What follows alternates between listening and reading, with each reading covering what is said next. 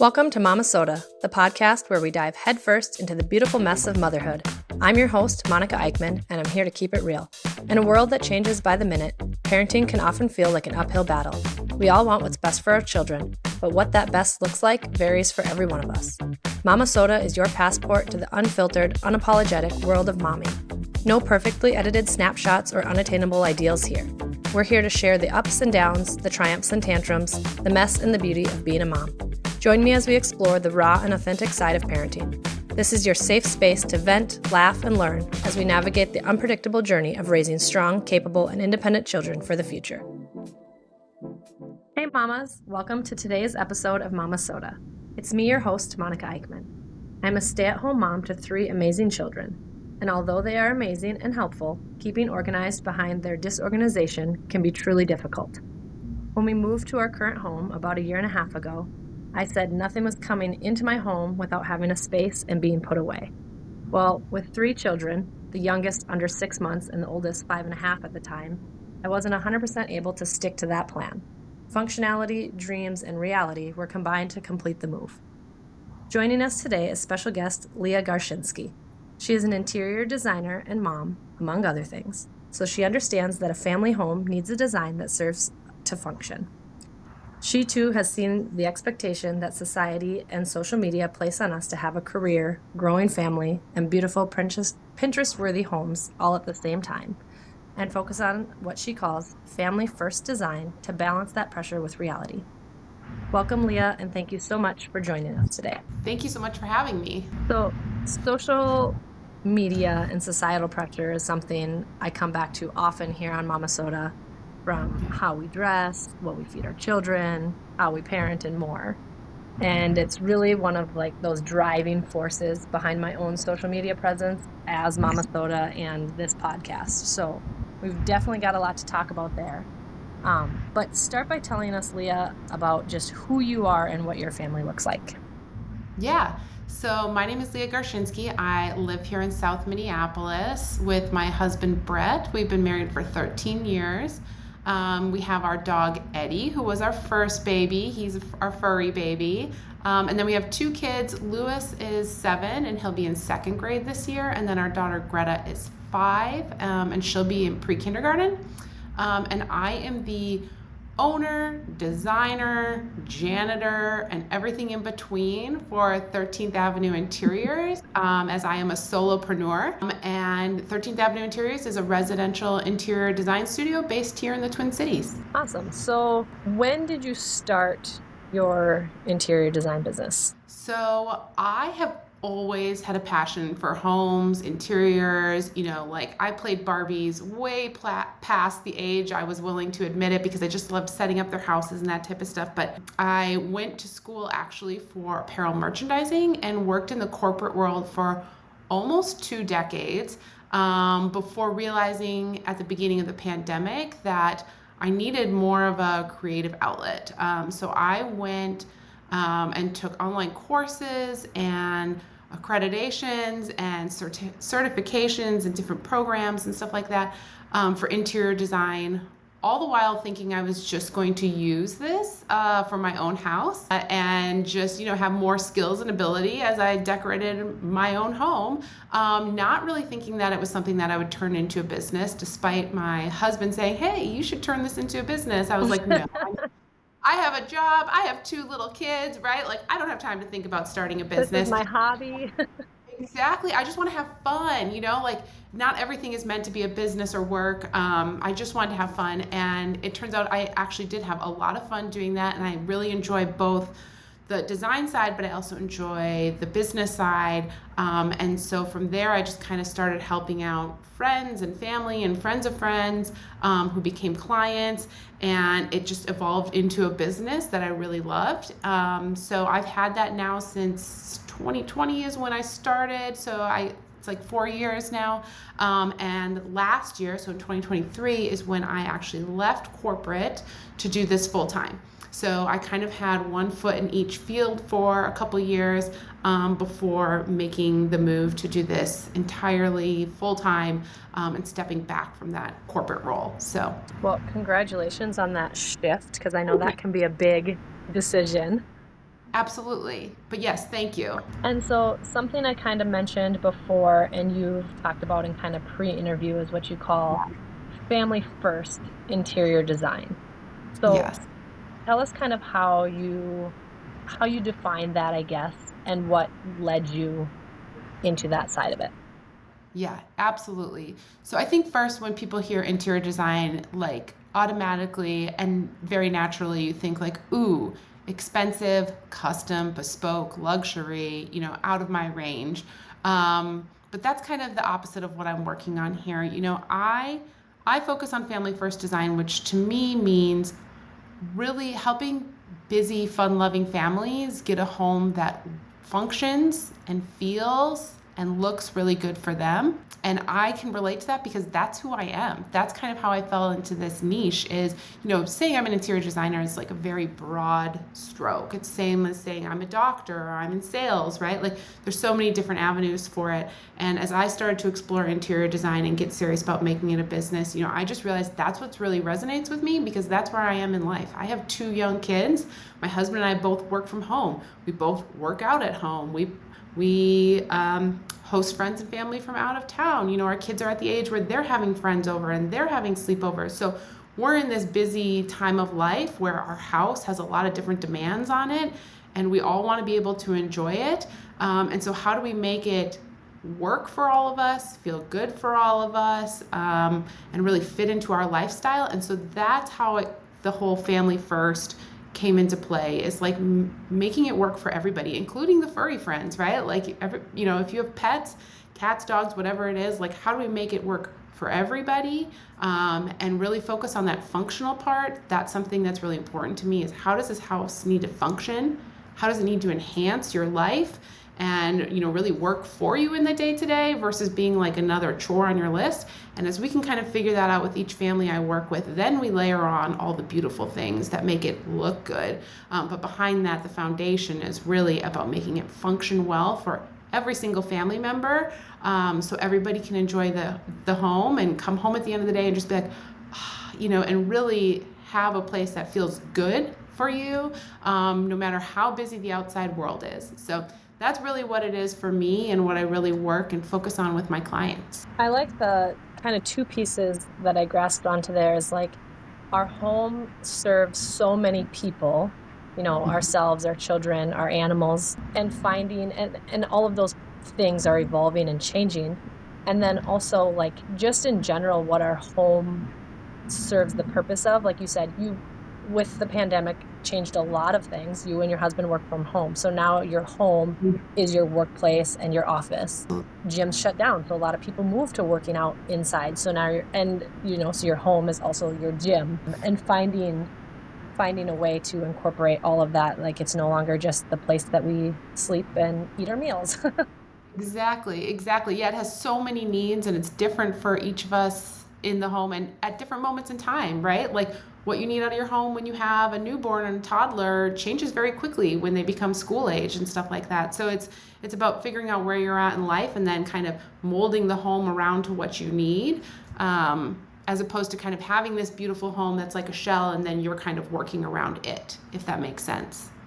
Absolutely. So what are some of the common challenges that you see busy families facing when they're trying to create a functional space, one, but then also trying to like aim for that aesthetically pleasing home? Yeah, absolutely. There's 2 things. I would say number 1 is making a decision kind of in a vacuum. And I'm guilty of this, and it's not just in home design, but particularly when, let's say, it's time to get a new sofa, right? Oh, we've had this one since we got married and now the kids are in middle school, like time to replace that sofa that's been well worn and loved. All too often I see homeowners think, okay, I need a new sofa. and they go out or they go online and they're like, oh, I think gray is a good choice because that'll hide the stains. And okay, this, we had a 90-inch sofa that works, so I know I need a 90-inch sofa and here's my budget. And they go out and they find one and they buy it and, it gets delivered. And then all of a sudden, a year later, 6 months, 2 years, whatever it is, all of a sudden it's like, oh, well, the gray doesn't really match, what I was thinking I wanted my room to look like in my head, or it doesn't really match with, this rug, or now I want to repaint it, or, when I look at my Pinterest boards of all of these, ideas that I had for my home, the gray sofa doesn't really match, and now I kind of have buyer's remorse. So that's what I see all too common is like we're focused on replacing that one thing, and we just go out and find that one thing without thinking of the bigger picture, without thinking of like, even if I'm not updating the whole room that sofa is going in, over time, where do I want this room to go? What do I want it to turn into?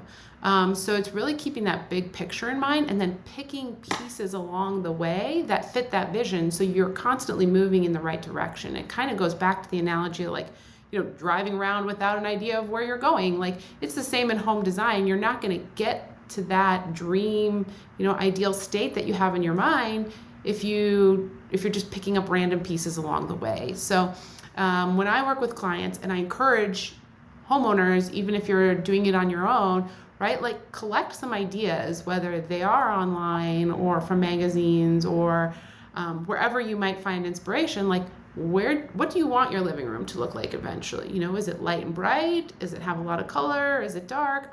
Whatever makes you happy, like get that idea in your mind and hold on to it, and keep coming back to it. So as you're making decisions along the way, they're leading you down that path to getting there, even if you're not doing the whole room at once. So that's definitely a thing is making sure that you're not just making a decision on one thing, but that you're thinking about the whole space in its entirety. So keep that in mind. And again, that's certainly something I do with clients. We start with what's called concept design, but it really is having a vision board, right? A vision board in your mind of where you're going so you can kind of, make sure you're moving in that direction. The other thing I think I see too often is homeowners feeling like they have to make a decision between something that's functional and something that looks good too. Like it's an either or. I can either have functionality, but it's going to have to be ugly, like I just have to live with this thing in my face, right? Because I need it. So it has to be, it has to be this one.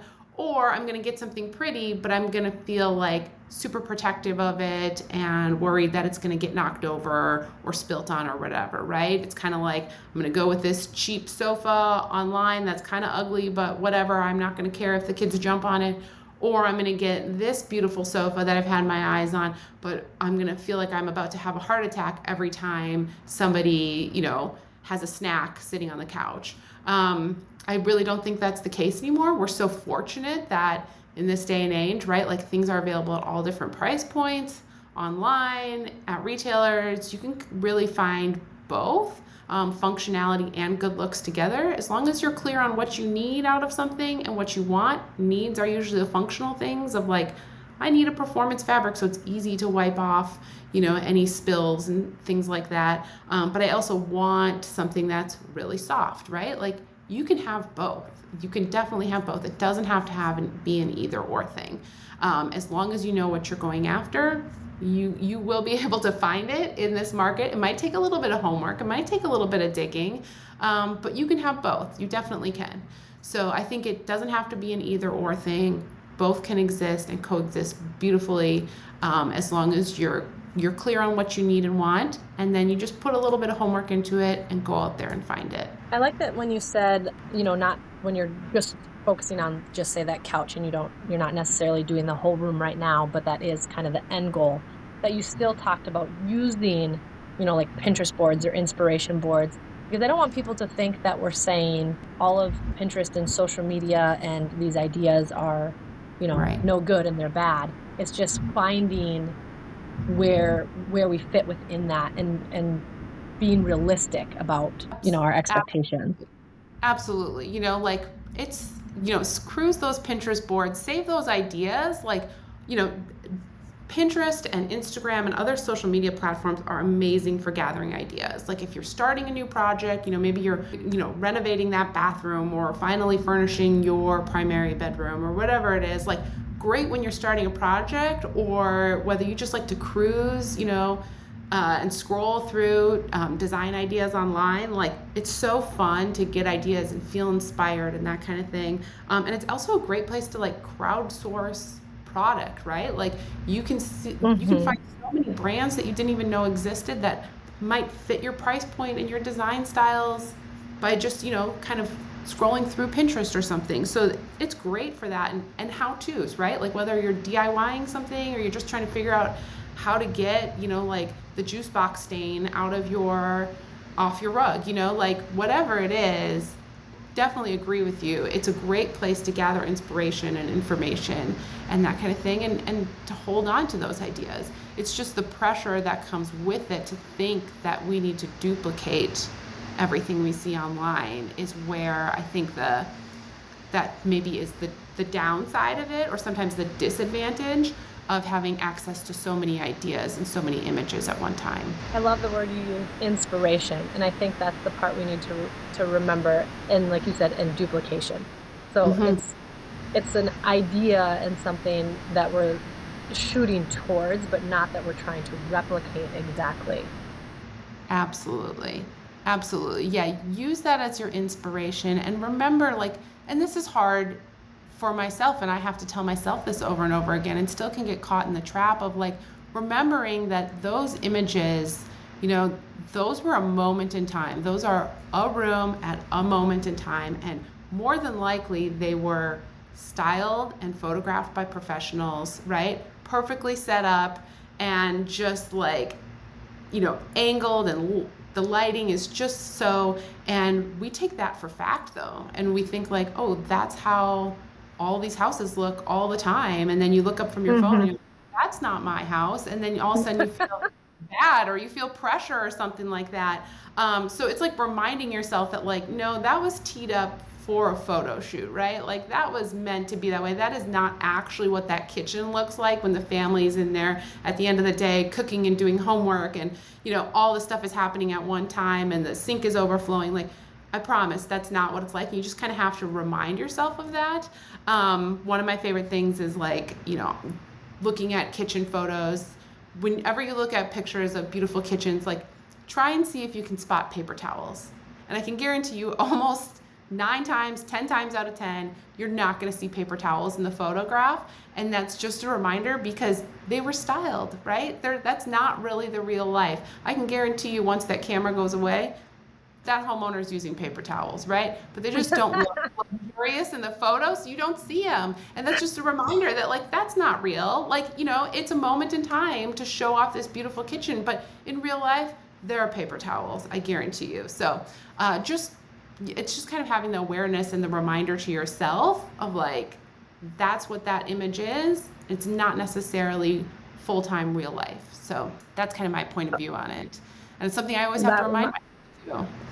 No, and I would say that reminds me too, both in the buying and selling process of homes with my last move is, and it's called exactly that, staging the home. And what do we know about stage is, it's fake, it's make believe, it's it's a story. Absolutely, it's acting. Yeah, it's yeah. That's what you're gonna see is kind of that setup. You're gonna see what they want you to see. And most of the times it's a beautiful home and it's a beautiful room and it can be very inspiring. But that's not necessarily real life. So it's just kind of taking it with a grain of salt and not taking it too seriously that we need to replicate. Like I think you said, we don't have to replicate what we see, but we can certainly be inspired by it. Yeah, can you share with us just kind of a specific example or project where you successfully integrated for a family both their functional needs and a more high-end aesthetic desire they had for their family? Yeah, absolutely. Last year I worked on a family's basement. So they had some water damage in the home that came down into the basement, and they ended up having to pull back some of the drywall, pull up the flooring. And while they were kind of doing all that, they realized, hey, as long as we're here, let's make the basement what we want it to be. Something that they had already had in mind, but sometimes we get put in situations, it becomes the catalyst of doing that project that's been on the back burner for years. So they started to tackle kind of a little basement refresh, remodel, and from an aesthetic standpoint, the homeowners were really drawn to light and bright and lots of colors. They had recently stayed at an Airbnb down in Florida in the Miami area. And so she was showing me images of this beautiful home, and it had polished concrete floors and white walls with very bright colors kind of accenting it, very modern glass light fixtures, open shelving in the kitchen. I mean, it was beautiful. But on the flip side, the reality is they had 3 children, ages 1 to 7, and we're talking about a basement in Minnesota that is going to get a lot of wear and tear, right? Because how many months out of the year are we using the basement as a rec room, a theater, the play area, all the things. And so the reality was like, functionally, and for what's going to serve the family best, we're not going to polish the concrete floor that's the foundation down there, that's not going to work as a 1-year-old is learning to walk and falling down. We can't have, right? Like, oh my gosh, that's just terrifying to think about. But we also can't have like these beautiful glass pendants hanging from the ceiling, because the 7-year-old is definitely throwing a ball and bouncing a ball and throwing things around down there that one wrong hit and the whole thing shatters. Like, that's just not realistic. So we definitely, my basement didn't flood last year, but I feel like you're talking about my family right now. And so many of our families, it's like mom and dad have a dream of what we want it to look and feel like, but then there's this reality of our children over here that say like, hey, that's not going to work for where we're at in this point of life. So we kind of combined both that idea of like what they wanted aesthetically, but what they also needed to get to a place that kind of brought the two together. And so what that ended up looking like for them was, we put in LVP flooring that it was gray and textured and it almost looked like concrete, but it was much better option for the basement where it can withstand a ton of wear and tear. If there were to ever be water in the basement again, it can hold up to that. It has certain like warming and soundproofing properties and that type of thing. So it works really well. And if that 1-year-old falls down as she's learning to, toddle around the basement, like it's not as much of a worry as it would be. Same with the light fixtures. We found something that was modern and fit their aesthetic, but it's not these glass bulbs that are dangling from the ceiling just waiting to be smashed, Able to put those two things together and take that inspiration, again, that word inspiration of like, this is what we want it to look like, and combine it with real life, We did some carpet floor tiles that we were able to kind of put together a really unique pattern for them with lots of colors and that kind of thing. It was really great. But again, like high quality, very durable, going to perform really well as the kids are running around and eating snacks on the floor and all that type of stuff. So it's about taking those needs, which is what the family needs and how they're going to function in the environment, with the wants of like what we want it to look like and feel like. And at the end of the day, everybody ended up happy because it served all those needs and wants. But it was just a matter of getting really clear on the two things and then being realistic about what's going to work in this phase or this chapter of life, and what's not.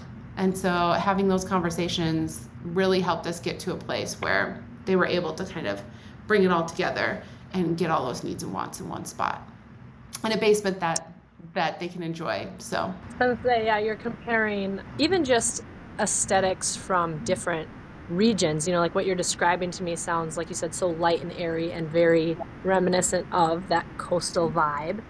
Yeah. And that doesn't mean, like you said, that we can't have that here in Minnesota, but finding like what does our environment allow for, and being able to kind of mash that up and still be happy with that end result.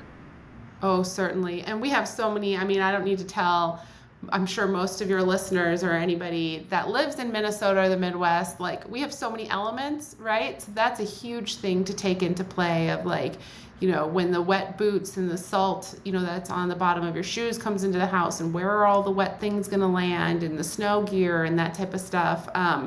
and figuring out where that's going to go. But also in the summer when kids are running through with dirt on their feet, and taking that into account is certainly, pets tracking stuff too. That is certainly something that we're always talking about. It's amazing here how much our environment outside impacts the inside of our home.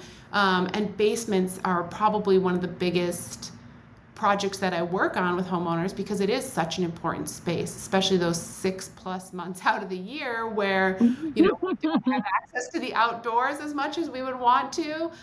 So it kind of becomes like your second home in a home, if you're lucky enough to have a basement family room with a bathroom, you got a whole nother home in the basement of your house. So it's just important to make sure that it's, functioning on all facets, so that way everybody can enjoy it and use it. When you're starting with a client who's kind of not necessarily doing every room in their house, but kind of doing more of a top to bottom, situation, how do you help them prioritize the aspects of their home design that are most important, like to function within their busy lifestyles still? Yeah.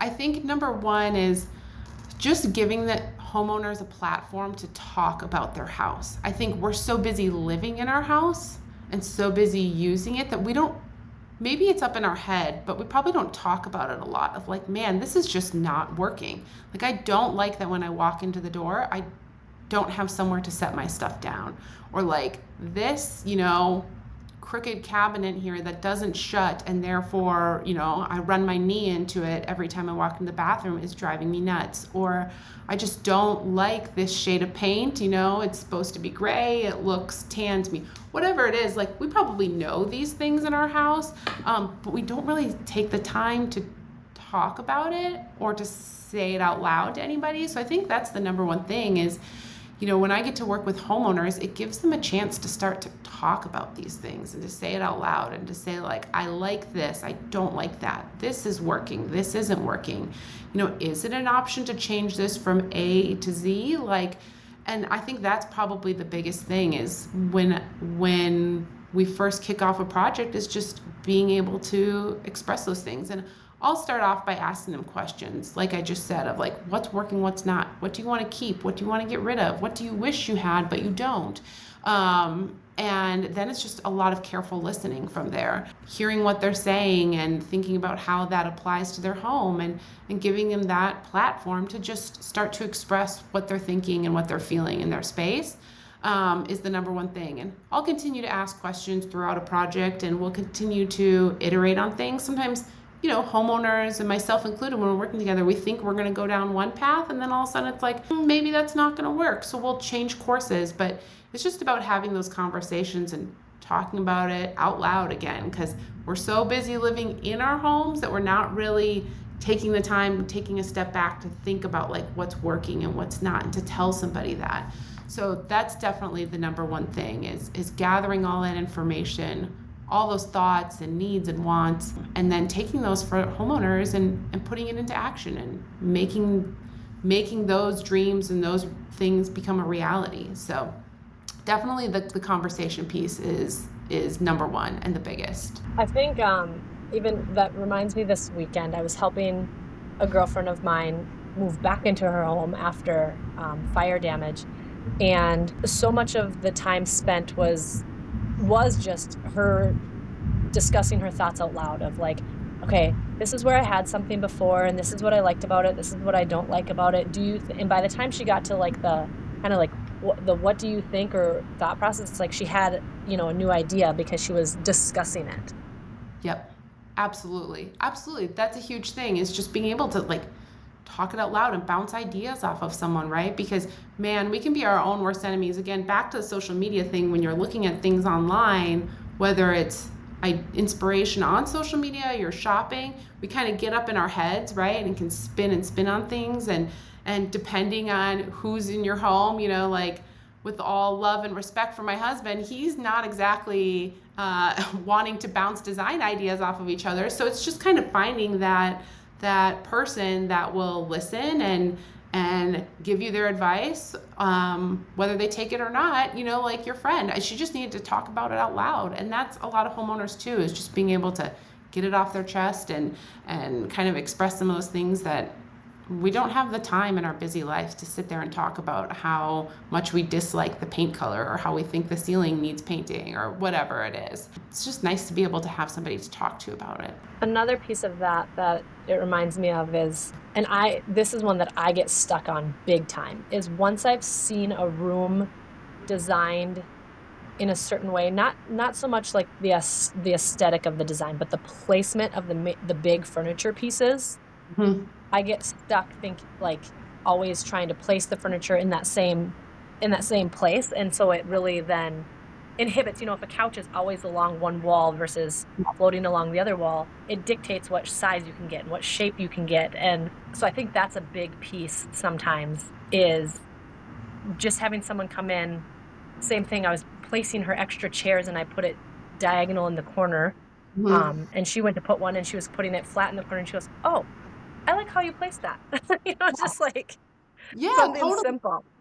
Just need fresh eyes on it, right? You just need somebody to bounce some ideas off of and to give you their perspective. And it can be fun when you do it that way and you don't take it so seriously and think there's a right answer or a wrong answer, having fun with it, moving things around and knowing that it's all pretty flexible. You don't have to, that one chair isn't going to be there forever, or it doesn't have to be. You can move it around, and if you take it that way and you just think of it as play and, just as something that's flexible, I guess, it can really lighten it up and stop us all from taking it so seriously. And that kind of leads into the next piece I was going to ask about is, how would you say interior design contributes to the overall well-being and happiness of a family? Yeah, absolutely. I mean, for me, the way I think of it is our world, our lives are so busy. There is so much going on around us in our day-to-day, on our calendars, on our phones. There's just so much chaos and so many things pulling at us, good things and not great things. And so it's just being able to come back to a space that feels good, that just you walk in the door and you kind of get that feeling like it's your home. It reflects you. It's easy. It works for you, right? It's not creating a ton of extra work in your life. Of course, there's always going to be, home chores and maintenance, but I'm saying it's kind of set up in a way that works with your and your family's lifestyle. I think that has a huge impact on, just the way that we feel inside, our emotions, our stress level, when we can just have a space that feels great. And part of that is the way it looks, but part of it is the way it functions, right? And it's both pieces coming together that creates a feeling of home and that reflects ourselves. I think it's just so important. And I think that too, a lot for kids, that having a space for them, whether it's their bedrooms or their play space or whatever, so much of their world and their lives are dictated by adults and by what they're supposed to be doing or being told to do, and there's so many things are being kind of controlled for them. So to create and carve out little spaces for them where they can kind of say what goes and, whatever the colors are that they like or the themes, or, I have a daughter, my daughter's really into putting things in rainbow order right now. So giving her the space to put everything in rainbow order, or put all the stuffed animals in size order or whatever, that means a lot to her, both kind of emotionally, but developmentally and in so many ways. So I think that the home can just enhance those things so much, and it should certainly not be a place of stress that's creating more work for you. And it back to the social media thing, it shouldn't be a place of comparison or making you feel stressed or less than just because it doesn't look like a staged photo that you saw online. So I think that is really it in a nutshell for me, is making you feel really good, feel secure, and feel like it's a reflection of yourself. But you're saying with your daughter and kids and the space, maybe being colorful or whatever, that brings me back to the other part before when you were talking about, just a space functioning for your family, and that it doesn't always have to be the either or with the aesthetic or the function. Right. But also remembering that different spaces in your home do serve different functions, and depending on your household setup or rules, if mom and dad's office is off limits 100% no questions asked, or mom and dad's bedroom, or whatever that might be, that designing your space, then that space is different than designing your main living room space where you do hang out as a family. Absolutely. Absolutely. Yeah. Every single space functions differently, and how it functions today might not be how it functions tomorrow. That's kind of where we go back to the flexibility and the ability to kind of move things around, especially as kids grow up. It changes so quickly. But yeah, I mean, having those boundaries of this is my space, that's your space, and then what's going to work in my space is different than your space. Like, that awareness is key, and then kind of building things around it that will enhance the ability to use that space. Obviously what I need in my office is much different than what my daughter wants in her bedroom, And so it's just that awareness and allowing those spaces to be what they need to be versus trying to force it again because you saw something that makes you think it's supposed to look that way or feel that way. Letting our spaces be what they need to be to make us feel the best versus being what we think they should be, if that makes sense.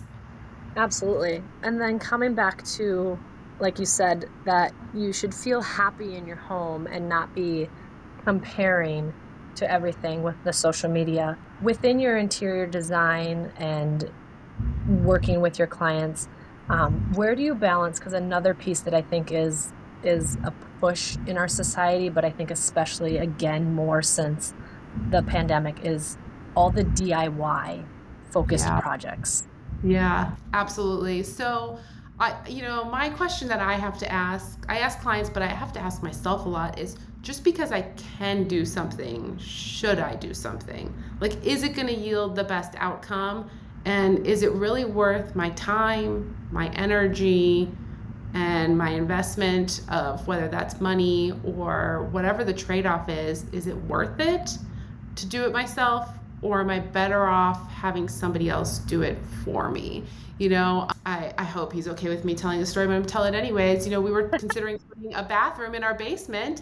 And my husband was like, I think I can put a bathroom in this basement. And I'm like, well, yeah, I'm sure you could, yes, honey, I'm sure you could, using DIY videos on YouTube. But should you?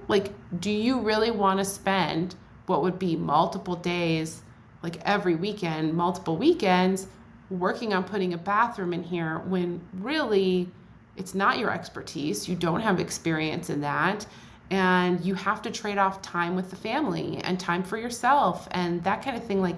So should you be the one doing it? And I think that's kind of the big question, is because we live in such a DIY culture where everything is available at our fingertips, we kind of automatically assume that we should be able to do everything, like put in a bathroom or design our own house or pick out our own selections for a bathroom remodel. Just because you can do it, it doesn't always mean that you should, because there's definitely people out there that have the expertise to do it and to probably do it faster or better or with a better outcome than you're able to. And so it's being able to recognize when that shows up and say, no, you're not going to build a bathroom in our basement.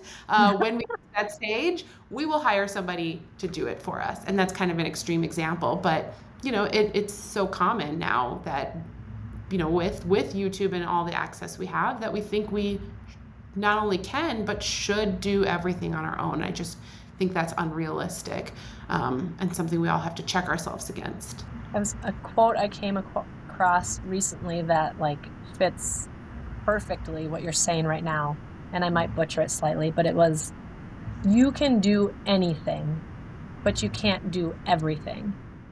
Oh, I love that. Yeah, so I was like, it applies to what you're talking about now, and just so many things in life. Is there's always a trade-off though, because time is not unlimited. Absolutely. Absolutely. I couldn't agree more. Your time, your energy, just the amount of decisions that we make every day and choices that are available to us, it's overwhelming. And it certainly is when it comes to interior design. It sounds exciting to go get to buy that new sofa, but man, there are so many options out there, which is great, but also on the flip side is just completely overwhelming. And I get a lot of clients that start projects on their own and then they run into just that. They run into decision fatigue because there's so many more choices out there and so many more options, and they realize that that fun and excitement just becomes overwhelm.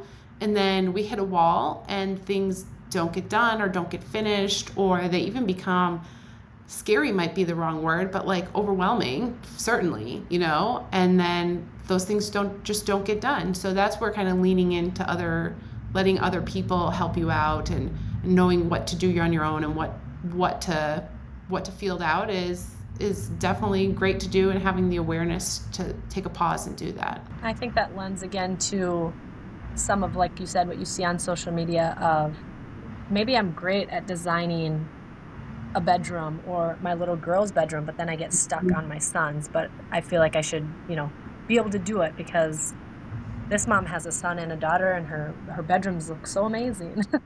Right, absolutely, absolutely. Like you might be great at picking out furniture and furnishings, right? Like that can be super fun, and I think a lot of people are, but then it's like, how often do you really go through a bathroom or a kitchen remodel in your life?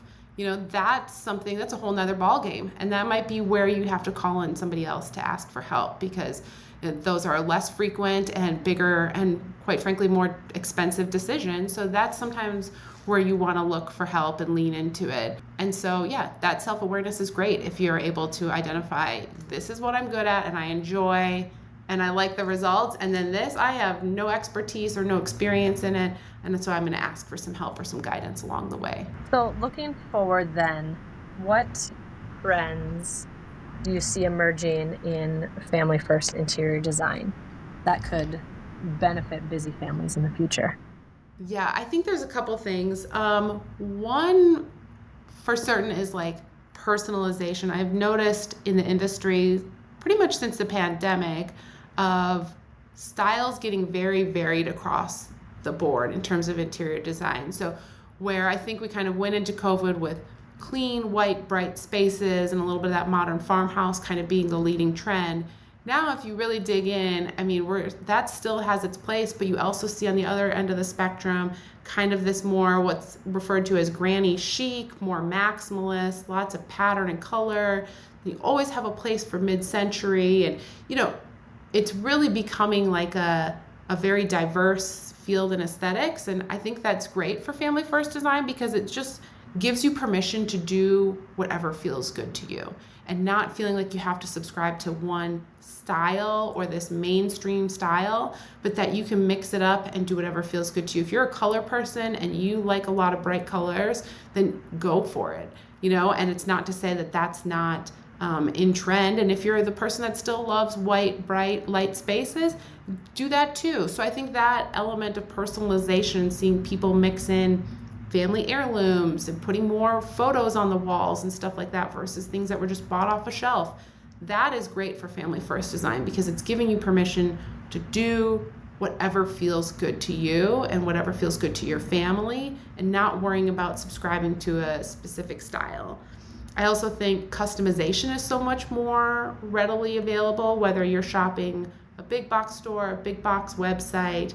You can go online and pick a sofa, you can say, oh, I want it 84 inches long or 90 inches long, and I want, 3 seat cushions versus a bench seat. I want this fabric. You can do that within all different price ranges now. Even if you go to IKEA, and you're designing a kitchen with an IKEA kitchen designer, they can customize the heck out of that thing. You can get 3 narrow drawers or 2 deep drawers, and the possibilities are endless. You can scramble that egg so many different ways. So I think that's also great because it allows us to customize our spaces and the things in our spaces to what our family needs versus feeling like you're kind of just limited based on your budget or your aesthetic or whatever it is. You can really kind of pick and choose your own adventure. And then the last thing I think that's benefiting all of us is technology. And I don't just mean smart home, although that's great, but things like